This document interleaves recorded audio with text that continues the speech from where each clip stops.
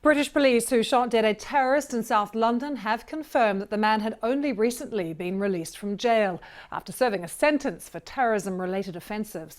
Sudesh Amman was killed by police after stabbing two people. With the latest, here's Simon Jones.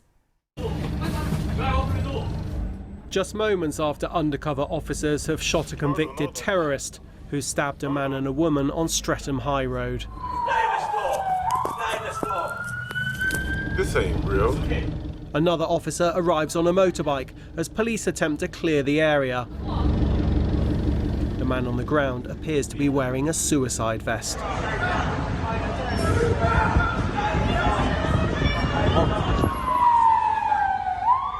I hear 3 shots and I see him how he dropped, and he was alive for a good 2-3 minutes on the floor.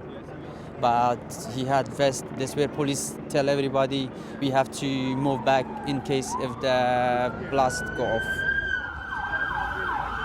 Reinforcements arrive. The area is flooded with police. I saw the blood and I saw the guy on the floor and I see other people running, and then I see the police coming straight up the hill.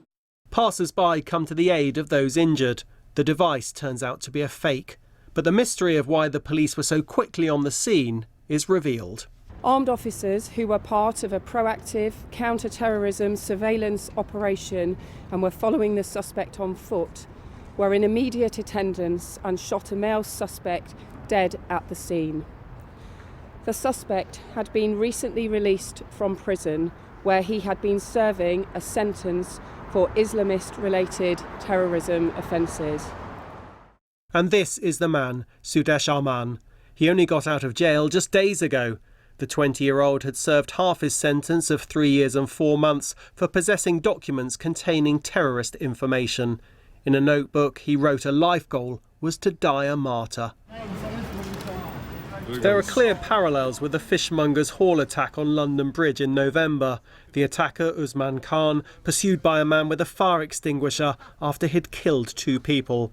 Khan, too, had been released halfway through his sentence. Back then, the government said it would force dangerous terrorists to serve their whole jail terms.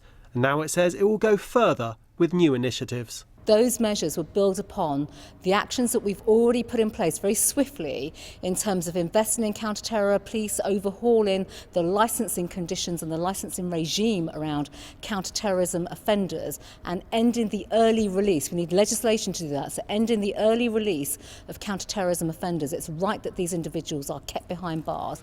But this latest incident raises new questions, not only about the length of jail terms, but also about the effectiveness of police surveillance. How a man considered so dangerous that he was being followed was able to carry out a terror attack in broad daylight. Simon Jones, BBC News. Well, just a short while ago, the Mayor of London, Sadiq Khan, has been speaking to the BBC and says that he's angry that the government has failed to change anti-terror laws. The question that I'm asking is, why is it that there was a need for this man to be under the close supervision he was with an armed team? If the authorities knew he was a danger, why didn't the judge have the tools at his or her disposal to give this person a sentence commensurate with what he was accused of doing?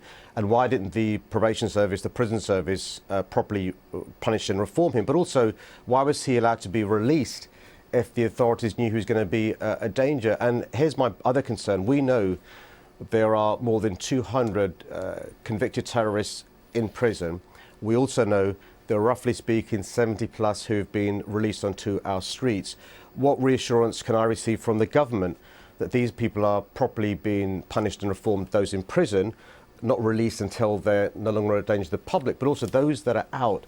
I want to be reassured that the authorities have the resources and support they need to make sure we're being kept safe. Then if somebody's breaching their licence, if somebody is a danger to the public, they should be back in prison so we can all be safe. The Mayor of London, Sadiq Khan.